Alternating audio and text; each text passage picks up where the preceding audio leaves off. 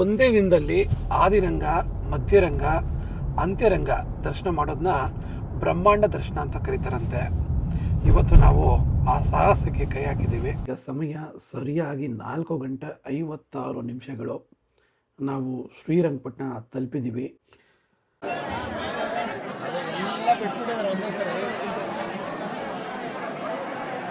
So ವೀಕ್ಷಕರೇ, ಈಗ ನಾವು ಮಧ್ಯರಂಗ ದೇವಸ್ಥಾನಕ್ಕೆ ಬಂದಿದ್ದೀವಿ. ಇಲ್ಲಿ ನೂಕು ನುಗ್ಲು ಜಾಸ್ತಿ ಇರಲಿಲ್ಲ, ನಿಧಾನಕ್ಕೆ ದರ್ಶನ ಆಯಿತು, ಖುಷಿ ಆಯಿತು.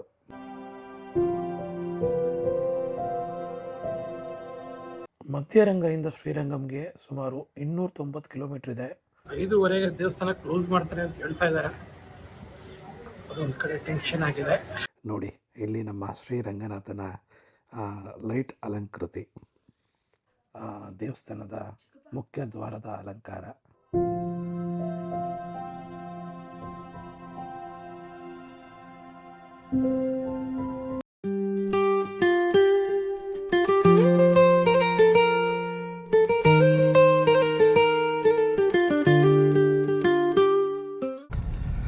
ಶುಭೋದಯ ವೀಕ್ಷಕರೇ, ಎಲ್ಲರಿಗೂ ನಸುಕಿನ ಈ ಸಮಯದಲ್ಲಿ ಶುಭೋದಯ ಹೇಳ್ತಾ ಇರೋದು ನಮಗೆ ತುಂಬ ಖುಷಿಯಾಗಿದೆ.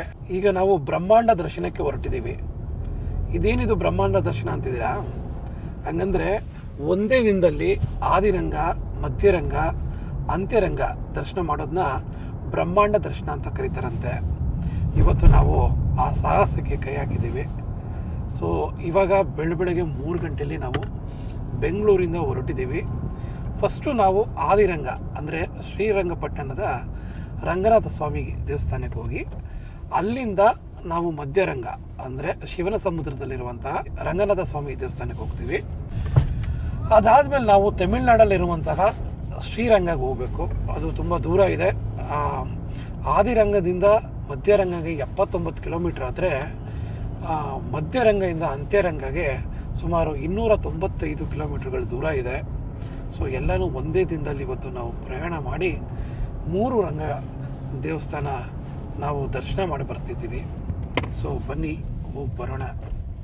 ಇನ್ನೊಂದೇನೆಂದರೆ ವಿಶೇಷ, ಎಲ್ಲ ದೇವಸ್ಥಾನಗಳು ಕಾವೇರಿ ನದಿಯ ತೀರದಲ್ಲಿದೆ. ಸೊ ಕಾವೇರಮ್ಮಂಗೆ ನಮಸ್ಕಾರ ಮಾಡಿಕೊಂಡು ಕಾವೇರಿ ನದಿಯ ತೀರದಲ್ಲಿ ಇವತ್ತು ನಾವು ದೇವರ ಸನ್ನಿಧಿಯಲ್ಲಿ ಮಿಂದು ಎದ್ದು ಬರ್ತೀವಿ ಅಂತ ಹೇಳ್ತಾ ಇದ್ದೀನಿ.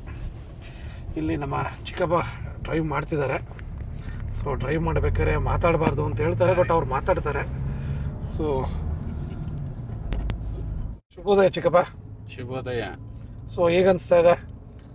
ತುಂಬ ಚೆನ್ನಾಗಿ ಅನಿಸ್ತಾ ಇದೆ, ಎಕ್ಸೈಟ್ಮೆಂಟ್ ಅನಿಸ್ತಾ ಇದೆ. ಇದು ನಮ್ಮದು ಒಂದು ಸುಮಾರು 3 ವರ್ಷಗಳ ಕನಸು.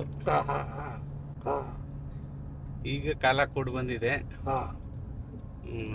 ತುಂಬ ಚೆನ್ನಾಗಿದೆ. ಓಕೆ, ಕನಸನ್ನ ಈ ಸರಿ ರಾತ್ರಿಯಲ್ಲಿ ನನಸು ಮಾಡ್ತಾ ಇದ್ದೀವಿ. ಹೌದು. ಸರಿ ವೀಕ್ಷಕರೇ, ಬನ್ನಿ ನಾವು ಈಗ ಪಯಣ ಶುರು ಮಾಡಿದ್ದೀವಿ. ಪಯಣದಲ್ಲಿ ನಮ್ಮ ಜೊತೆಗೆ ಸದಾ ಇರಿ ಅಂತ ಕೇಳ್ಕೊತೀನಿ. ಬೆಂಗಳೂರಿಂದ ಶ್ರೀರಂಗಪಟ್ಟಣಕ್ಕೆ ಸುಮಾರು 131 ಕಿಲೋಮೀಟ್ರ್ ಇದೆ. ಸೊ ಬೆಂಗಳೂರು ಮೈಸೂರು ಎಕ್ಸ್ಪ್ರೆಸ್ ಹೈವೇಲಿ ಹೋಗ್ತಾ ಇದ್ದೀವಿ. ವೀಕ್ಷಕರೇ, ಈಗ ಸಮಯ ಸರಿಯಾಗಿ 4:56. ನಾವು ಶ್ರೀರಂಗಪಟ್ಟಣ ತಲುಪಿದ್ದೀವಿ. ನೋಡ್ಬೋದು ನೀವು, ಆಲ್ರೆಡಿ ತುಂಬ ವೆಹಿಕಲ್ಗಳು ಬಂದು ನಿಂತುಬಿಟ್ಟಿದೆ, ಜನಗಳು ಸೇರಿಬಿಟ್ಟಿದ್ದಾರೆ. ಈ ಧನುರ್ಮಾಸದ ಈ ಚುಮು ಚುಮು ಚಳಿಯಲ್ಲಿ ಬರಿಗಾಳಲ್ಲಿ ದೇವ್ರ ಹತ್ರ ನಡ್ಕೊಂಡು ಹೋಗೋದಿದೆಯಲ್ಲ, ಅದು ಬೇರೆ ಥರದೇ ಒಂದು ಅನುಭವ ಕೊಡುತ್ತೆ. ನಾವು ರಶ್ ಇದೆ ಅಂತ ಸ್ವಲ್ಪ ಬೇಗ ಬೇಗ ನಡ್ಕೊಂಡು ಹೋಗ್ತಾ ಇದ್ದೀವಿ. ನೋಡಬೇಕು ಎಷ್ಟು ರಶ್ ಇದೆ, ಎಷ್ಟು ಬೇಗ ದರ್ಶನ ಆಗುತ್ತೆ ಅಂತ. ವೀಕ್ಷಕರೇ, ಎಷ್ಟು ರಶ್ ಇದೆ ನೋಡ್ಬೋದು. ಇನ್ನೂ ದೇವಸ್ಥಾನ ಓಪನ್ ಆಗಿಲ್ಲ.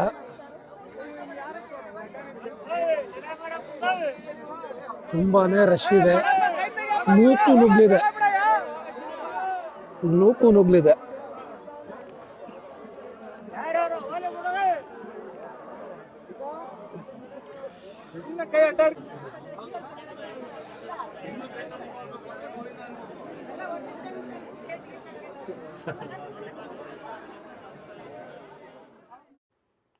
ಸೊ ವೀಕ್ಷಕರೇ ನೋಡಿ, ನಮ್ಮ ಶ್ರೀರಂಗನಾಥನ ದೇಗುಲದ ಮುಖ್ಯ ದ್ವಾರ. ಇಲ್ಲಿ ಎರಡು ಆಪ್ಷನ್ಸ್ ಇದೆ. ಒಂದು ಫ್ರೀ ಎಂಟ್ರಿ, ಇನ್ನೊಂದು ಸ್ಪೆಷಲ್ ಎಂಟ್ರಿ. ಸ್ಪೆಷಲ್ ಎಂಟ್ರಿಗೆ 50 ರೂಪಾಯಿ ಆಗುತ್ತೆ.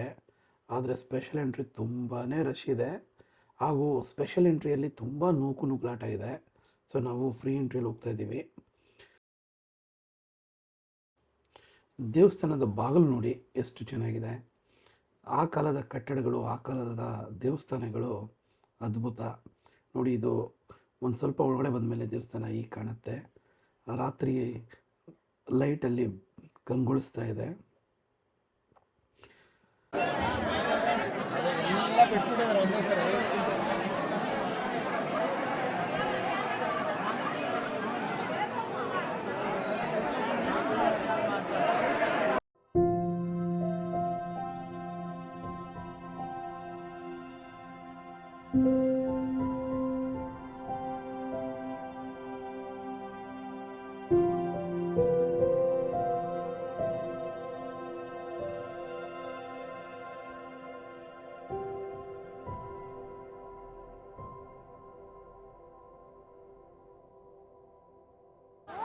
ವೀಕ್ಷಕರೇ, ಈಗ 6:45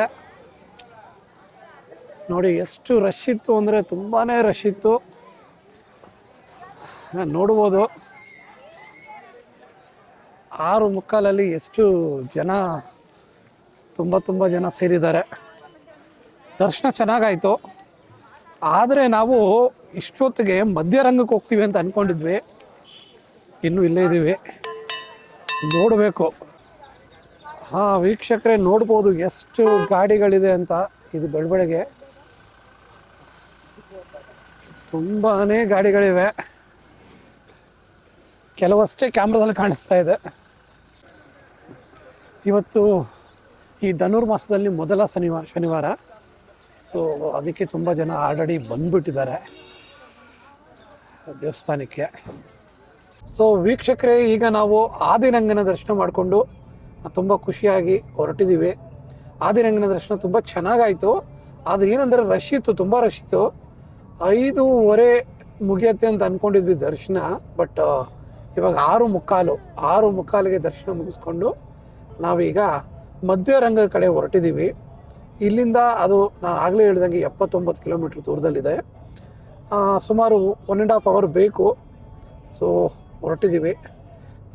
ನಮ್ಮ ಚಿಕ್ಕಪ್ಪನ ಕೇಳೋಣ ಹೇಗಿತ್ತು ದರ್ಶನ ಅಂತ. ಹೇಗಿತ್ತು ಚಿಕ್ಕಪ್ಪ ದರ್ಶನ? ನಾವು ಅನ್ಕೊಂಡೇ ಇರಲಿಲ್ಲ ಅಷ್ಟು ಜನ ಇದ್ರು. ಯಾರು ಶನಿವಾರ ಭಾನುವಾರ ಬರಕ್ಕೆ ಹೋಗ್ಬೇಡ್ರಿ, ಏನಿದ್ರು ವೀಕ್ ಡೇಸಲ್ಲಿ ಬನ್ನಿ. ಹೌದು, ಈ ಧನುರ್ಮಾಸದಲ್ಲಿ ಶನಿವಾರ ಭಾನುವಾರ ತುಂಬಾ ರಶ್ ಇರುತ್ತೆ. ಅದರಲ್ಲೂ ಶನಿವಾರ ವಾರ ಆಗಿರೋದ್ರಿಂದ ರಶ್ ಜಾಸ್ತಿ ಇರುತ್ತೆ. ಪಂದ್ಯದಲ್ಲಿ ಬಹುತೇಕ ಜನಗಳು ಮತ್ತೆ ಮಧ್ಯರಂಗ ಅಂತರಂಗಕ್ಕೆ ಬರ್ತಾರೆ. ಎಲ್ಲ ಕಡೆ ರಶ್ ಇರುತ್ತೆ. ಹೇಗಿತ್ತು ದೇವಸ್ಥಾನ? ಹೌದಾ? ಬೆಳಬೆಳಗ್ಗೆ ಎದ್ದು ಬಂದ್ಬಿಟ್ಟಿದ್ಯಾ, ಹೆಂಗ ಅನಿಸ್ತಾ ಇದೆ? ಹೌದಾ, ಸೂಪರ್ ಕಣ ನೀನು, ಸೂಪರ್. ಸೊ ಈಗ ನಾವು ಮತ್ತೆ ಇನ್ನೊಂದು ದೇವಸ್ಥಾನಕ್ಕೆ ಹೋಗೋಣ, ಏನಂತೀಯಾ?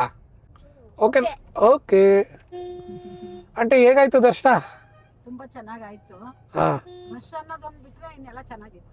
ಓಕೆ ಓಕೆ ಓಕೆ ಎಂಟ್ರಿ ಆಗೋರು ಎಕ್ಸಿಟ್ ಆಗೋರ್ನ ಬ್ಲಾಕ್ ಮಾಡಿಬಿಟ್ಟಿದ್ದಾರೆ. ಫುಲ್ಲು ರಶ್ ಇತ್ತು. ಮತ್ತೆ ಹೇಗೆ ಅನಿಸ್ತಾ ಇದೆ ಆಂಟಿ ನಿಮ್ಮ ಬಹುದಿನಗಳ ಕನಸು? ಇನ್ನು ಶುರು ಆಗಿದೆ ನನ್ಸಾಕಕ್ಕೆ. ವೀಕ್ಷಕರೇ, ಇಲ್ಲಿ ನೋಡ್ಬೋದು ನೀವು ನಮ್ಮ ಸೂರ್ಯೋದಯ ಅದ್ಭುತವಾಗಿದೆ.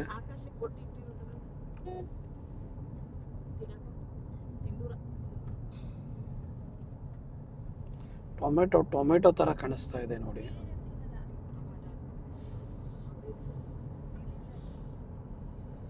Wow, this is the beautiful view.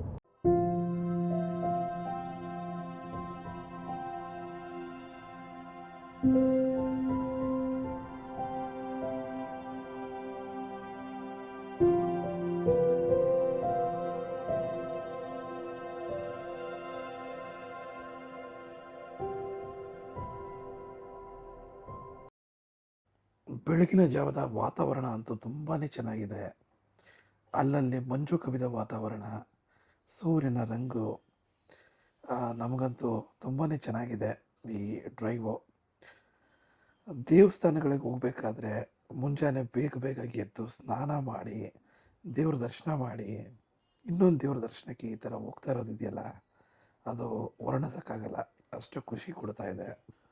ಆಗಲೇ ಹೇಳಿದಂಗೆ ಆದಿರಂಗದಿಂದ ಮಧ್ಯರಂಗಗೆ ಸುಮಾರು 79 ಕಿಲೋಮೀಟ್ರ್ ಇದೆ. ಸುಮಾರು 1 ಅವರ್ 38 ನಿಮಿಷ ಬೇಕಾಗತ್ತೆ ಈ ಪಯಣಕ್ಕೆ. ನಾವು ಬನ್ನೂರು ಮಳವಳ್ಳಿ ರೂಟಲ್ಲಿ ಹೋಗ್ತಾ ಇದ್ದೀವಿ. ಈ ರೂಟೇ ಬೆಸ್ಟ್ ರೂಟ್ ಅಂತ ಹೇಳ್ತಾರೆ. ರೂಟ್ ತುಂಬ ಚೆನ್ನಾಗಿದೆ, ನೀವು ನೋಡ್ಬೋದು. ದಾರಿ ಚೆನ್ನಾಗಿದೆ ಮತ್ತು ದಾರಿಯ ಸುತ್ತಮುತ್ತ ನೀವು ಆ ಕೆರೆಗಳು, ಆ ಸೂರ್ಯ, ಆ ಒಂದು ವಾತಾವರಣ ಎಲ್ಲ ತುಂಬ ನಮಗೆ ಪಯಣಕ್ಕೆ ಒಂದು ಶೋಭೆಗೂ ನೀಡಿದೆ ಅಂತಲೇ ಹೇಳ್ಬೋದು. It is A very wonderful journey. ಇಂದಿನ ತ್ರಿರಂಗ ದರ್ಶನದ ಪಯಣ ಅಂದರೆ ಬ್ರಹ್ಮಾಂಡ ದರ್ಶನದ ಪಯಣ ಸುಮಾರು 515 ಕಿಲೋಮೀಟರ್ಗಳ ಪಯಣ. ರೋಡ್ಗಳು ಚೆನ್ನಾಗಿದೆ. ರೋಡ್ಗಳು ಚೆನ್ನಾಗಿರೋದ್ರಿಂದ 515 ಕಿಲೋಮೀಟ್ರ್ ಒಂದಿನದಲ್ಲಿ ಬೆಳಗ್ಗೆಯಿಂದ ಸಂಜೆ ಅಷ್ಟರಲ್ಲಿ, ಅದು ಸೂರ್ಯ ಮುಳುಗೋಷ್ಟರಲ್ಲಿ ತಲುಪಬೇಕು ಅಂತ ಹೊರಟಿದ್ದೀವಿ. ಕೆಲವರೆಲ್ಲ ಟಿ ಟಿ ಮಾಡಿಕೊಂಡು ಅಥವಾ ಬಸ್ಸಲ್ಲಿ ಎಲ್ಲ ಹೋಗ್ತಾರೆ. ಆದರೆ ಸೂರ್ಯ ಅಸ್ತಕ್ಕಿಂತ ಮುಂಚೆ, ಸೂರ್ಯ ಮುಳುಗೋಕ್ಕಿಂತ ಮುಂಚೆ ದರ್ಶನ ಮಾಡೋದು ಕಷ್ಟ. ಕಾರಲ್ಲಿ ಹೋದರೆ ನಾವು ಸೂರ್ಯ ಅಸ್ತಕ್ಕಿಂತ ಮುಂಚೆ ದರ್ಶನ ಮಾಡ್ಕೋಬೋದು.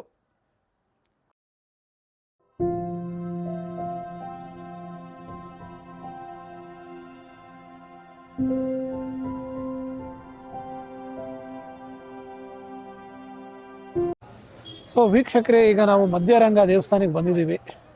ನೋಡಿ ಎಷ್ಟು ಕ್ಯೂ ಇದೆ ಇಲ್ಲಿ. ಇನ್ನು ಎಷ್ಟು ದೂರ ಹೋಗಬೇಕು ಗೊತ್ತಿಲ್ಲ, ನೋಡೋಣ. ಸೊ ರಶ್ಶು ತುಂಬಾ ಇದೆ.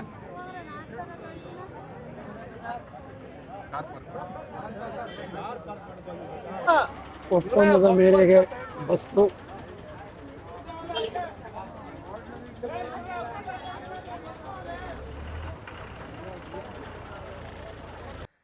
ಹಿಂದೆ ಕಾಣಿಸ್ತಿದೆಯಲ್ಲ, ಇದು ಮೂಲ ದೇವಸ್ಥಾನ. ಇದು ಈಗ ನಿರ್ಮಾಣ ಹಂತದಲ್ಲಿದೆ. ದೇವ್ರನ್ನ ಬೇರೆ ಕಡೆ ಈಗ ಶಿಫ್ಟ್ ಮಾಡಿದ್ದಾರೆ ಪಕ್ಕದಲ್ಲೇ.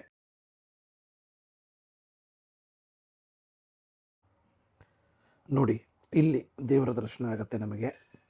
ಅದರ ಪಕ್ಕ ನೀವು ಗೋಪುರ ಕಾಣ್ಬೋದು. ಇಲ್ಲಿ ದೇವಸ್ಥಾನ ಈಗ ನಿರ್ಮಾಣ ಹಂತದಲ್ಲಿದೆ. ದರ್ಶನ ಅಂತೂ ನಮಗೆ ತುಂಬ ಚೆನ್ನಾಗಾಯಿತು. ನಿಧಾನ, ಇಲ್ಲಿ ನೂಕು ನುಗ್ಗಲು ಜಾಸ್ತಿ ಇರಲಿಲ್ಲ. ನಿಧಾನಕ್ಕೆ ದರ್ಶನ ಆಯಿತು, ಖುಷಿ ಆಯಿತು. ಮಧ್ಯರಂಗನ ಕೃಪಾ ಕಟಾಕ್ಷಕ್ಕೆ ನಾವು ಪಾತ್ರರಾಗಿ ಇಲ್ಲಿ ನಾಷ್ಟ ಮಾಡ್ಕೊಂಡ್ವಿ. ತುಂಬಾ ಚೆನ್ನಾಗಿದೆ ನೋಡಿ, ಕಾವೇರಿ ನದಿ.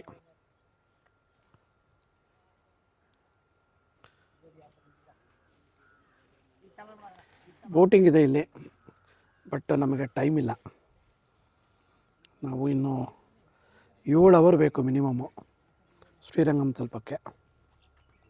ವೀಕ್ಷಕರೇ, ಈಗ ನಾವು ಮಧ್ಯರಂಗದ ದರ್ಶನ ಮಾಡಿಕೊಂಡು ಅಂತರಂಗಕ್ಕೆ ಹೊರಟಿದ್ದೀವಿ.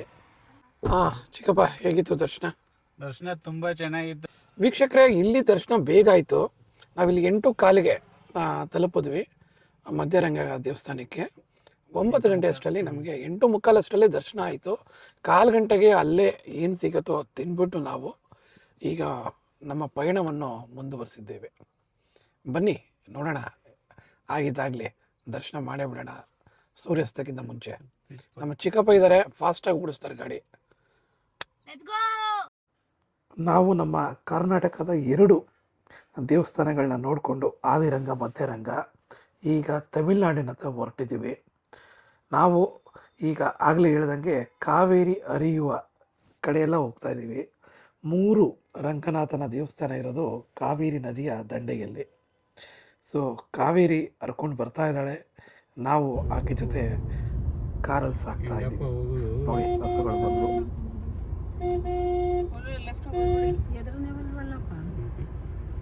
ಹಗ್ಗ ಮುಗ್ದಾರ ಒಂದು ಇಲ್ಲ. ಸ್ವಲ್ಪ ಅದು ಕನ್ಫ್ಯೂಸ್ ಆಗ್ತಾ ಇತ್ತು ಅನ್ಸುತ್ತೆ. ಅದು ಬರ್ತದೆ ರೈಟ್ ಸೈಡ್ ಹಿಂದೆ ಒಂದು ಗಾಡಿ ಬಂದ.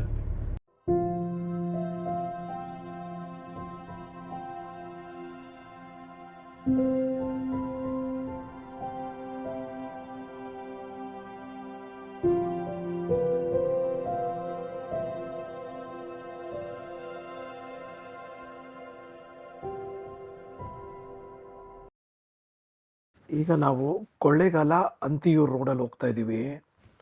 ಸುತ್ತಮುತ್ತ ಪೂರ್ತಿ ಕಾಡು ಇದು. ರೋಡ್ ಅಷ್ಟು ಚೆನ್ನಾಗಿಲ್ಲ, ಮಣ್ಣು ರೋಡು. ತುಂಬಾ ಲಾರಿಗಳಿದೆ ಇಲ್ಲಿ. ಲಾರಿಗಳು ಒಂದಾದ್ಮೇಲೆ ಒಂದು ಬರ್ತಾನೆ ಇವೆ. ಈ ರೋಡಲ್ಲಿ ಸಾಗೋದು ಸ್ವಲ್ಪ ನಿಧಾನ ಆಗುತ್ತೆ. ಸಾಗ್ತಾ ಇದ್ದೀವಿ. ಆದರೆ ಒಂದು ಹಿತವಾದ ಅನುಭವ ಇದೆ, ಒಂಥರ ಡಿಫ್ರೆಂಟ್ ಅನುಭವ ಇದು. ಈಗ ನಾವು ಕರ್ನಾಟಕದ ಗಡಿಯನ್ನು ದಾಟಿ ತಮಿಳುನಾಡಿಗೆ ಪ್ರವೇಶ ಕೊಟ್ಟಿದ್ದೇವೆ. ಇದೇ ನೋಡಿ ನಮ್ಮ ಕರ್ನಾಟಕದ ಗಡಿ, ಇದು ತಮಿಳುನಾಡು. ಬೋರ್ಡ್ ಬಂತು, ತಮಿಳ್ ಬೋರ್ಡು ಕಾಣಿಸ್ತು. ಚೆಕ್ ಪೋಸ್ಟ್ ಇದೆ, ಇಲ್ಲಿಂದಲೇ ತಮಿಳುನಾಡು. ಡೀಪ್ ವ್ಯಾಲಿ ರೋಡ್, ಗೋ ಸ್ಲೋ ಅಂತ ಹಾಕಿದ್ದಾರೆ. ಎಡಗಡೆ ತುಂಬಾ ಡೀಪ್ ಇದೆ, ಪಾತಾಳ ಥರ ಕಾಣಿಸುತ್ತೆ. ಸೊ ಇಲ್ಲಿ ಸ್ವಲ್ಪ ನಿಧಾನಕ್ಕೆ ಚಲಿಸೋದು ಒಳ್ಳೆಯದು. ಮಧ್ಯ ಸಣ್ಣ ಪುಟ್ಟ ಹಳ್ಳಿಗಳಿವೆ. ನಾವು ಟೀ ಕಾಫಿಗೆ ಅಂತ ನಿಲ್ಲಿಸಿದ್ವಿ. ಈಗ ನಮ್ಮ ಪಯಣ ಮುಂದುವರೆದಿದೆ. ಇಲ್ಲಿ ನೋಡಿ, ವ್ಯೂ ತುಂಬಾ ಚೆನ್ನಾಗಿದೆ. ಮುಂದೆ ವ್ಯೂ ಪಾಯಿಂಟ್ ಇದೆಯಂತೆ, ಮ್ಯಾಪಲ್ಲಿ ತೋರಿಸ್ತಾ ಇದೆ. ಸೊ ಅಲ್ಲಿ ಸ್ವಲ್ಪ ನಿಲ್ಸೋಣ ಅಂತ ಅಂದ್ಕೊಂಡಿದ್ದೀವಿ. ವರಟುಪಲ್ಲಂ ವ್ಯೂ ಪಾಯಿಂಟ್.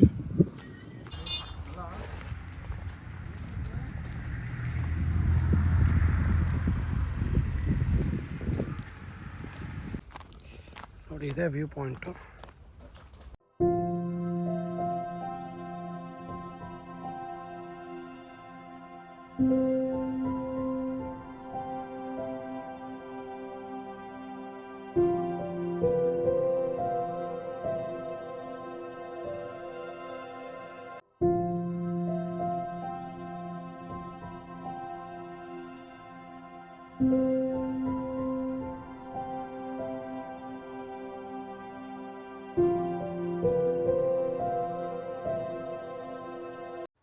ಅಂತೂ ಕಾಡಿಂದ ಯಾವುದೋ ನಾಡಿಗೆ ಬಂದ್ವಿ. ಇದು ಅಂತಿಯೂರು ಅಂತ ಅನಿಸುತ್ತೆ. ಇಲ್ಲಿಂದ ನಾವು ಇನ್ನೂ ಸಾಗೋದು ಮುಂದೆ ತುಂಬ ದೂರ ಇದೆ. ಮಧ್ಯರಂಗದಿಂದ ಶ್ರೀರಂಗಂಗೆ ಸುಮಾರು 290 ಕಿಲೋಮೀಟ್ರ್ ಇದೆ. 7 ಅವರ್ ಬೇಕು. ನೀವು ನೋಡ್ಬೋದು ಮ್ಯಾಪಲ್ಲಿ 3 ದಾರಿಗಳು ಕಾಣಿಸ್ತಾ ಇದೆ. ನಾವು ಮಧ್ಯದ ದಾರಿಯಲ್ಲಿ ಹೋಗ್ತಾ ಇದ್ದೀವಿ, ಅದೇ ಈಸಿಯೆಸ್ಟ್ ರೂಟ್ ಅಂತ. ವೀಕ್ಷಕರೇ, ನಾವು ಇನ್ನೂ ಬಹಳ ದೂರ ಸಾಗೋದಿದೆ. ಈಗ ಎಲ್ಲ ಬಂದಿದ್ದೀವಿ, ಹೇಗೆ ಹೋಗ್ತಾ ಇದ್ದೀವಿ ಅಂತ ನಮ್ಮ ಚಿಕ್ಕಪ್ಪ ಎಕ್ಸ್ಪ್ಲೇನ್ ಮಾಡ್ತಾರೆ ನಿಮಗೆ. ಹೇಳಿ ಚಿಕ್ಕಪ್ಪ. ಇನ್ನು 130 ಕಿಲೋಮೀಟ್ರ್ ಇದೆ. ಮಿನಿಮಮ್ 2.5 ಅವರ್ ಪಕ್ಕ ಆಗುತ್ತೆ. 4 ಗಂಟೆ ರೀಚ್ ಆಗ್ತೀವಿ ಬೇಗ ಅಂದರೆ. ಮಧ್ಯೆ ಎಲ್ಲರೂ ನಿಲ್ಸಿದ್ರೆ ಇನ್ನೂ ಲೇಟ್ ಆಗುತ್ತೆ. ಇವಾಗ ಹತ್ತತ್ರ ಈ ರೋಡ್ ಹತ್ರ ಇದ್ದೀವಿ. ಈ ರೋಡ್ ಇನ್ನೂ 22 ಕಿಲೋಮೀಟರ್ ಅಲ್ಲ ಇಲ್ಲಿಂದ? ಒಂದು 15 ಇದೆ ಇವಾಗ. ಸರಿ. ಹೇಗಿತ್ತು ಕಾಡಿನ ದಾರಿ? ಕಾಡಿನ ದಾರಿ ಸೂಪರ್ ಆಗಿತ್ತು, ಆದರೆ ನೋಡೋ ಭಾಗ್ಯ ಸಿಗಲಿಲ್ಲ. ಯಾಕೆಂದರೆ ಡ್ರೈವ್ ಮಾಡ್ತಾ ಇದ್ದೆ, ಆ ಕಡೆ ಈ ಕಡೆ ತಿರುಗಿದ್ರೆ ಪ್ರಪಾತ, ತಿರುಗಕ್ಕಾಗಲ್ಲ. ತುಂಬ ಚೆನ್ನಾಗಿತ್ತು. Okay okay. ಹಂಗೆ ಸೈಡಲ್ಲಿ ಒಂದು ಸ್ವಲ್ಪ ಕಂಡಾಡಿಸ್ಕೊಂಡು ಓಡಿಸ್ಕೊಂಡು ಬಂದೆ. ವೀಕ್ಷಕರೇ, ಸುಮಾರು 80 ಕಿಲೋಮೀಟರ್ ಕಾಡಿನ ಪ್ರದೇಶದಲ್ಲಿ ಬಂದ್ವಿ. ತುಂಬ ಚೆನ್ನಾಗಿತ್ತು. ಈಗ ಈ ರೋಡ್ ಹತ್ರ ಬಂದಿದ್ದೀವಿ. ಹತ್ತತ್ರ ಇನ್ನೊಂದು 15 ಕಿಲೋಮೀಟ್ರಲ್ಲಿ ಈ ರೋಡ್ ಇದೆ. ಇಲ್ಲಿ ನೋಡ್ಬೋದು ನೀವು, ನಮ್ಮ ಕಾರಲ್ಲಿ ತೋರಿಸ್ತಾ ಇದೆ. ಹೀಗೆ ಹೋದರೆ 4 ಗಂಟೆ 7 ನಿಮಿಷಕ್ಕೆ ಹೋಗ್ತೀವಿ. ಇನ್ನು 2 ಗಂಟೆ 37 ನಿಮಿಷ ಬೇಕು. 128 ಕಿಲೋಮೀಟ್ರ್ ಇದೆ. ನೋಡೋಣ ಎಷ್ಟು ಗಂಟೆಗೆ ಹೋಗ್ತೀವಿ. ಅಲ್ಲಿ ತುಂಬ ಟ್ರಾಫಿಕ್ ಬೇರೆ ಇರುತ್ತೆ ಅಂತ ಹೇಳ್ತಿದ್ದಾರೆ. ಒಟ್ಟಿನಲ್ಲಿ ನಮ್ಮ ಪಯಣ ಸಾಗ್ತಾ ಇದೆ. ಕಾರ್ ಪಾರ್ಕಿಂಗ್ಗೆ ಜಾಗ ಸಿಗುತ್ತೋ ಇಲ್ವೋ ನೋಡಬೇಕು. ಎಷ್ಟು ಕಿಲೋಮೀಟ್ರ್ ಹಿಂದೆ ನಿಲ್ಲಿಸ್ಬಿಟ್ಟು ನಡ್ಕೊಂಡು ಹೋಗ್ಬೇಕೋ ಗೊತ್ತಿಲ್ಲ. ನೋಡೋಣ ಏನು ಮಾಡ್ತಾನೆ ದೇವ್ರ.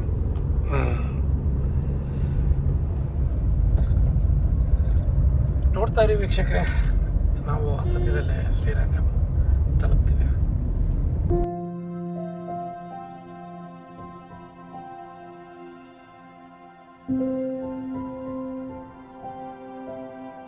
ಬೆಟ್ಟ ನೋಡಿ, ತುಂಬ ಚೆನ್ನಾಗಿದೆ.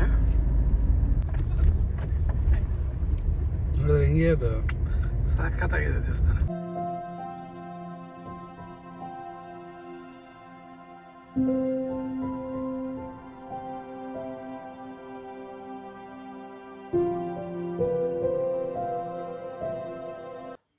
ಇಂತೂ ನಾವು ನಮಕ್ಕಲ್ಲಿಗೆ ಬಂದಿದ್ದೀವಿ ನೋಡಿ. ಅದೇ ನಮಕ್ಕಲ್ ಫೋರ್ಟ್.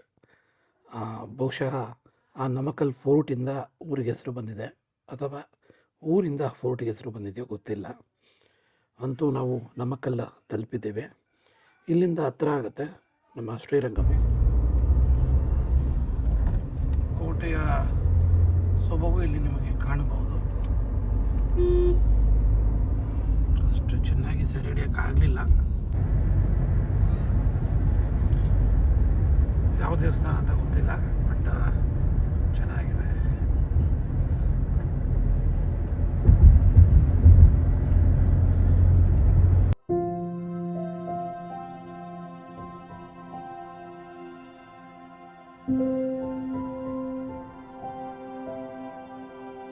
ಇಲ್ಲೊಂದು ಅತಿ ದೊಡ್ಡ ಸೇತುವೆ ಇದೆ. ಈ ಸೇತುವೆ ಸುಮಾರು 1-2 ಕಿಲೋಮೀಟ್ರ್ ಉದ್ದ ಇದೆ. ತುಂಬಾ ಚೆನ್ನಾಗಿದೆ. ನಮ್ಮ ಕಾವೇರಿ ನದಿ ಹರಿತಾ ಇರೋದು, ಅದರ ಮೇಲೆ ಈ ಸೇತುವೆ ಕಟ್ಟಿರೋದು ನೋಡ್ಬೋದು. ನಮ್ಮ ಕಾವೇರಿ ಹೇಗೆ ಹರಿತಿದ್ದಾಳೆ ಅಂತ. ವೀಕ್ಷಕರೇ, ಈಗ ನಾವು ಹತ್ತತ್ರ ಬಂದ್ಬಿಟ್ಟಿದ್ದೀವಿ. ತಿರ್ಚಿ ಬರ್ಡ್ಸ್ ಪಾರ್ಕ್ ಈಗ ಪಾಸ್ ಆಯಿತು. ಅದು ಒಂದು ವಿಸಿಟಿಂಗ್ ಪ್ಲೇಸು. ಸೊ ತಿರ್ಚಿಗೆ ಬಂದಿದ್ದೀವಿ ನಾವು. ಇಲ್ಲಿಂದ ಇನ್ನು 1 ಕಿಲೋಮೀಟರ್ ಲೆಫ್ಟ್ ಹೋಗಬೇಕು. ಶ್ರೀರಂಗಂ ಬಂದಿದ್ದೀವಿ. ದರ್ಶನ 5:58ಕ್ಕಿಂತ ಮುಂಚೆ ಆಗತ್ತೆ ಅನ್ನೋದೇ ನಮ್ಮ ಕ್ವಶನ್ ಇವಾಗ. ಯಾಕಂದರೆ ಇವತ್ತಿನ ಸೂರ್ಯಾಸ್ತ 5:58ಕ್ಕಿದೆ. ಈಗ ಸಮಯ 4:16. ಇಲ್ಲಿ ನೋಡಿ, ನಮ್ಮ ಕಾವೇರಿ ತಮಿಳ್ನಾಡಲ್ಲಿ ಹರಿತಾ ಇದ್ದಾಳೆ. ತುಂಬ ಕಾವೇರಿ ಅಲ್ಲಿ ನೋಡಲ್ಲಿ ಶ್ರೀರಂಗಂ ಕಾಣಿಸ್ತು. ಟೆಂಪಲ್ ಗೋಪುರ ಕಾಣಿಸ್ತಾ ಇದೆ ನೋಡಿ.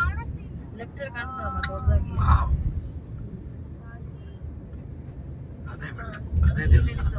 ಭಾರತದ ಅತಿ ದೊಡ್ಡ ದೇವಸ್ಥಾನ ಶ್ರೀರಂಗಂ. ಅದರ ಗೋಪುರ ಇಲ್ಲಿಂದ ಕಾಣಿಸ್ತಿದೆ, ನೋಡ್ಬೋದು ನೀವು. ಅಲ್ಲೇ ನಾವು ಹೋಗ್ತಾ ಇದೀವಿ ಈಗ. ಇಲ್ಲಿ ನಾವು ಎಡಗಡೆ ತಗೋಬೇಕು. ನೋಡ್ಬೋದು, ಇಲ್ಲಿ 200 ಮೀಟರ್ ತೋರಿಸ್ತಾ ಇದೆ. ಶ್ರೀರಂಗಂ ಅಂತ ಇಲ್ಲಿ ಹಾಕಿದ್ದಾರೆ. ದೇವಸ್ಥಾನದ ಒಂದು ವ್ಯೂ ನೋಡ್ಬೋದು ನೀವು. ಪುಳಕಗೊಂಡಿದ್ದೀವಿ ನಾವು ದೇವರ ದರ್ಶನ ಮಾಡೋದಕ್ಕೆ. ಬೆಳಗ್ಗೆಯಿಂದ ತುಂಬಾನೇ ಪ್ರಯಾಣ ಮಾಡಿ ಬಂದಿದ್ದೀವಿ.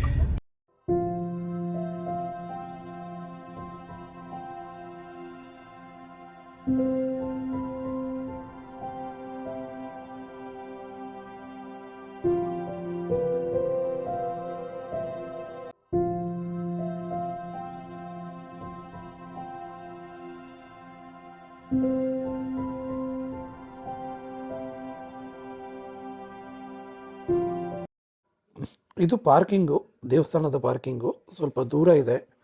ಇಲ್ಲಿ ಪಾರ್ಕ್ ಮಾಡಿ ನಾವು ನಡ್ಕೊಂಡು ಹೋಗ್ಬೇಕಾಗತ್ತೆ. ಇದು ವೆಸ್ಟ್ ಗೇಟು. ವೆಸ್ಟ್ ಗೇಟಿಂದ ನಾವು ಹೋಗ್ತಾ ಇದ್ದೀವಿ. 5:15ಗೆ ದೇವಸ್ಥಾನ ಕ್ಲೋಸ್ ಮಾಡ್ತಾರೆ ಅಂತ ಹೇಳ್ತಾ ಇದ್ದಾರೆ. ಅದೊಂದು ಕಡೆ ಟೆನ್ಷನ್ ಆಗಿದೆ. ಈಗ 4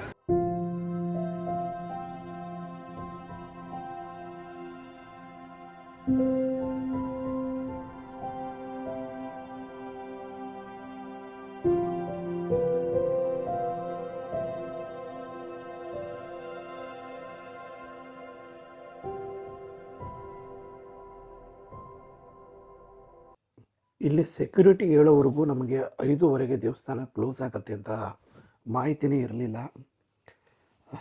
ಓಡ್ತಾ ಇದ್ದೀವಿ ನಾವು ಆ್ಯಕ್ಚುಲಿ ಲಿಟ್ರಲಿ. 5:15ಗೆ ಕ್ಲೋಸ್ ಆಗಿ 6:45ಗೆ ದೇವಸ್ಥಾನ ಮತ್ತೆ ಓಪನ್ ಆಗುತ್ತೆ. ಆದರೆ ಅಷ್ಟರಲ್ಲಿ ಸೂರ್ಯಾಸ್ತ ಆಗಿಬಿಟ್ಟಿರುತ್ತೆ. ಅದಕ್ಕೋಸ್ಕರ ನಾವು ಬೇಗ ಹೋಗ್ತಾ ಇದ್ದೀವಿ. ನೋಡಬೇಕು, ಅಟ್ಲೀಸ್ಟ್ ದೇವಸ್ಥಾನದ ಒಳಗಡೆ ಹೋದರೆ ನಮಗೆ ದರ್ಶನ ಕೊಡ್ತಾರೆ ಅಂತ ಅಂದ್ಕೊಂಡಿದ್ದೀವಿ. ನೋಡ್ಬೋದು, ಇಲ್ಲಿ ಸಕ್ಕತ್ತಾಗಿದೆ ರಥ.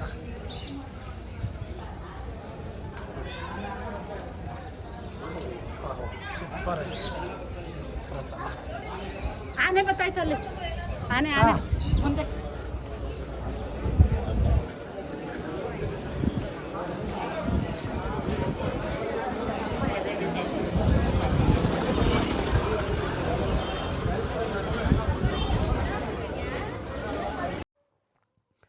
ವೀಕ್ಷಕರೇ, ಇದೇ ನೋಡಿ ನಮ್ಮ ಶ್ರೀರಂಗಂ ದೇವಸ್ಥಾನದ ಮುಖ್ಯದ್ವಾರ. ವೀಕ್ಷಕರೇ, ಅಂತೂ ಇಂತೂ ನಮ್ಮ ಶ್ರೀರಂಗನ ದರ್ಶನ ಆಯಿತು. ದರ್ಶನಕ್ಕೆ ಪಟ್ಟ ಪಾಡು ಅಂತಿದ್ದದಲ್ಲ, ತುಂಬಾ ರಶ್ ಇತ್ತು, ನೂಕು ನುಗ್ಲಿತ್ತು. ಅದರಲ್ಲಿ ನಾವು ಹೇಗೋ ಹೋಗಿ ದರ್ಶನ ಮಾಡಿದ್ವಿ. ಸ್ಪೆಷಲ್ ದರ್ಶನಕ್ಕೆ ಹೋಗಿದ್ವಿ. ಒಬ್ಬರಿಗೆ 100 ರೂಪಾಯಿ. ನಮಗೆ ದರ್ಶನ ಆದಾಗ 5 ಗಂಟೆ 40 ನಿಮಿಷ, 5:58 ಸೂರ್ಯಾಸ್ತದ ಸಮಯಕ್ಕಿಂತ ಮುಂಚೆ ನಾವು ದರ್ಶನ ಮಾಡಿ ಪುನೀತರಾದ್ವಿ. ತುಂಬಾ ಖುಷಿ ಆಯಿತು. ಕೆಲವು ಸಮಯದಲ್ಲಿ ನಾವು ಅಷ್ಟು ಬೇಗ ದರ್ಶನ ಮಾಡ್ತೀವಿ ಅಂತಲೇ ಅಂದ್ಕೊಂಡಿರಲಿಲ್ಲ. ಇದು ಪ್ರಸಾದ ವಿತರಣೆಯ ಜಾಗ. ಪ್ರಸಾದ ತಗೊಂಡ್ವಿ. ವೀಕ್ಷಕರೇ, ನಾವು ದರ್ಶನ ಮಾಡಿ ಬಂದ ಕೆಲವೇ ನಿಮಿಷಗಳಲ್ಲಿ ದೇವಸ್ಥಾನದ ಬಾಗಿಲು ಕ್ಲೋಸ್ ಮಾಡಿದ್ರು. ನಾವಿನ್ನೂ ದೇವಸ್ಥಾನದ ಒಳಗಡೆನೇ ಇದ್ವಿ, ಪ್ರಸಾದನೂ ತೊಗೊಂಡಿರಲಿಲ್ಲ. ಮತ್ತೆ 6:45ಗೆ ಓಪನ್ ಆಗುತ್ತೆ. ಸೆಕ್ಯೂರಿಟಿ ಅವ್ರು ಹೇಳಿದ್ದು 5:15ಗೆ ಕ್ಲೋಸ್ ಆಗುತ್ತೆ ಅಂತ. ಬಟ್ ನಾವು ದೇವಸ್ಥಾನಕ್ಕೆ ಬಂದಾಗ ಗೊತ್ತಾಯಿತು 5 ಗಂಟೆ ಕ್ಲೋಸ್ ಆಗುತ್ತೆ ಅಂತ. ಅಲ್ಲಿ ಡಿಸ್ಪ್ಲೇಯಲ್ಲಿ 5 ಗಂಟೆಗೆ ಕ್ಲೋಸ್ ಬಂದಿತ್ತು. ಹೇಗೋ ಸ್ವಲ್ಪ ಎಕ್ಸ್ಟೆಂಡ್ ಮಾಡಿ ನಮಗೆಲ್ಲರಿಗೂ ದರ್ಶನ ಕೊಟ್ಟರು. ಸೂರ್ಯಾಸ್ತದವರೆಗೂ ದೇವಸ್ಥಾನನ ಓಪನ್ ಇಟ್ಟಿದ್ರು ಅಂತ ಹೇಳ್ಬೋದು. ಅದಲ್ಲದೆ ಇಲ್ಲಿ ನೋಡಿ ಪ್ರಸಾದ ಕೊಟ್ಟರು. ಇಲ್ಲಿ ಪ್ರಸಾದ ತಗೊಂಡು ಈ ಮರಳಿನ ಹಾಸಿಗೆ ಮೇಲೆಲ್ಲ ಕೂತು ಎಲ್ಲ ತಿಂತಾಯಿದ್ದಾರೆ. ದೇವಸ್ಥಾನ ತುಂಬಾ ಚೆನ್ನಾಗಿದೆ. ನೀವು ನೋಡ್ಬೋದು ದೇವಸ್ಥಾನದ ನೋಟ. ಆಮೇಲೆ ಎಲ್ಲ ಕಡೆ ಲೈಟಿಂಗ್ ಅರೇಂಜ್ಮೆಂಟ್ ಆಗಿದೆ, ವಿಶೇಷವಾಗಿದೆ. ನೋಡಿ, ಇಲ್ಲಿ ನಮ್ಮ ಶ್ರೀರಂಗನಾಥನ ಲೈಟ್ ಅಲಂಕೃತಿ ತುಂಬ ಚೆನ್ನಾಗಿದೆ. ದೇವಸ್ಥಾನ ಸುಮಾರು 155 ಎಕರೆ ವಿಸ್ತಾರವಾಗಿದೆ. ಇದು ಭಾರತದಲ್ಲಿ ಅತಿ ದೊಡ್ಡ ದೇವಸ್ಥಾನ ಎಂಬ ಹೆಗ್ಗಳಿಕೆಗೆ ಪಾತ್ರವಾಗಿದೆ.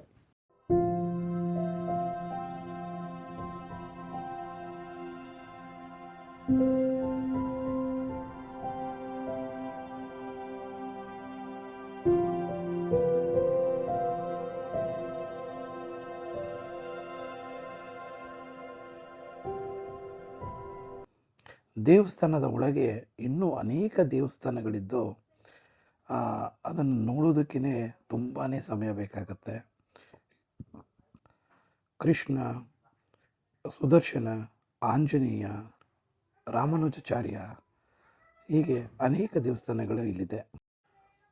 ಬಸ್ ಮಾಡಿಕೊಂಡು ಟಿ ಮಾಡಿಕೊಂಡು ಬಂದಿದ್ದವರು ತುಂಬ ಜನ. ನಾವು ದರ್ಶನ ಮುಗಿಸ್ಕೊಂಡು ಹೊರಗಡೆ ಬಂದ ಮೇಲೆ ಆವಾಗ ಅವರು ದರ್ಶನಕ್ಕೆ ಹೋಗ್ತಾಯಿದ್ರು. ದರ್ಶನ ಅಂತೂ ಆಗತ್ತೆ. ಆ ದಿನದಲ್ಲಿ ಎಲ್ಲರೂ ದರ್ಶನ ಮಾಡ್ಬೋದು. 9 ಗಂಟೆ ರಾತ್ರಿವರೆಗೂ ದರ್ಶನ ಇರುತ್ತೆ. ಈ ದೇವಸ್ಥಾನಕ್ಕೆ 21 ಗೋಪುರಗಳಿದ್ದು ನಾವು ಬೇಗ ಬಂದಿದ್ದರೆ ಅದಕ್ಕೂ ಒಂದು ಟಿಕೆಟ್ ತಗೊಂಡು ಮೇಲತ್ತಿ ಎಲ್ಲ ಗೋಪುರಗಳ ದರ್ಶನ ಮಾಡ್ಬೋದಿತ್ತು.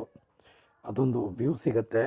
ಬಟ್ ಕತ್ಲಾತರದಿಂದ ನಾವು ಅದನ್ನ ನೋಡೋದಕ್ಕೆ ಹೋಗಲಿಲ್ಲ.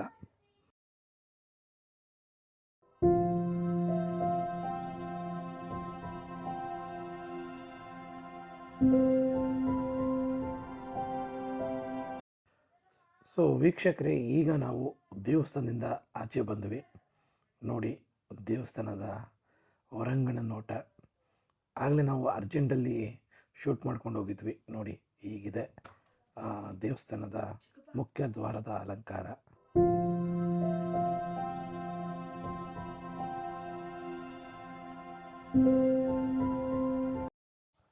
ಈಗ ಸರಿಸುಮಾರು 7:30 ಆಗಿದೆ. ನೋಡಿ ಹೇಗಿದೆ ದೇವಸ್ಥಾನದ ಬೀದಿ. ಎಲ್ಲ ತಿಂಡಿ ತಿನಿಸುಗಳು ಇಲ್ಲಿ ಸಿಗುತ್ತವೆ. ಇಲ್ಲಿ ತುಂಬಾ ಗೋಪುರಗಳಿದೆ.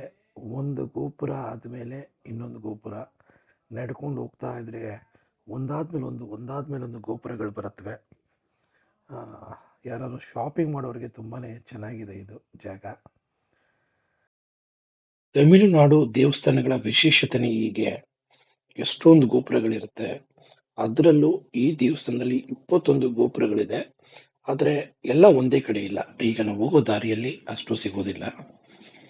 ನೋಡಿ ಇಲ್ಲಿ ಎಷ್ಟು ಮಳಿಗೆಗಳಿವೆ, ಹಾಗೆ ತುಂಬಾನೇ ರಶ್ಶು ಇದೆ.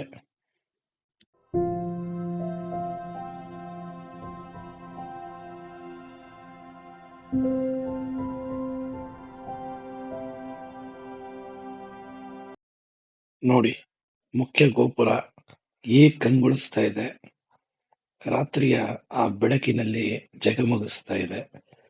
ನೋಡೋದಕ್ಕೆ ತುಂಬಾನೇ ಆ ಏನ್ ಹೇಳ್ತೀರಾ, ಭಕ್ತಿಪೂರ್ವಕವಾಗೂ ಇದೆ, ಅಷ್ಟೇ ಆಕರ್ಷಕವಾಗೂ ಇದೆ.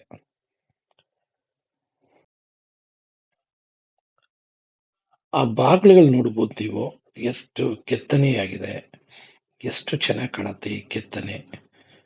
ನೋಡಿ, ದೇವಸ್ಥಾನದ ಬಾಗಿಲು ದ್ವಾರದಲ್ಲೇ ಹಿಂಗಿದ್ರೆ ಇನ್ ದೇವಸ್ಥಾನದ ಒಳಗಡೆ ಹೇಗಿಲ್ಲ ಇತ್ತು ಅಂತ ನೀವು ಊಹಿಸ್ಕೋಬಹುದು. ತುಂಬಾನೇ ಚೆನ್ನಾಗಿದೆ ಈ ಕೆತ್ತನೆ.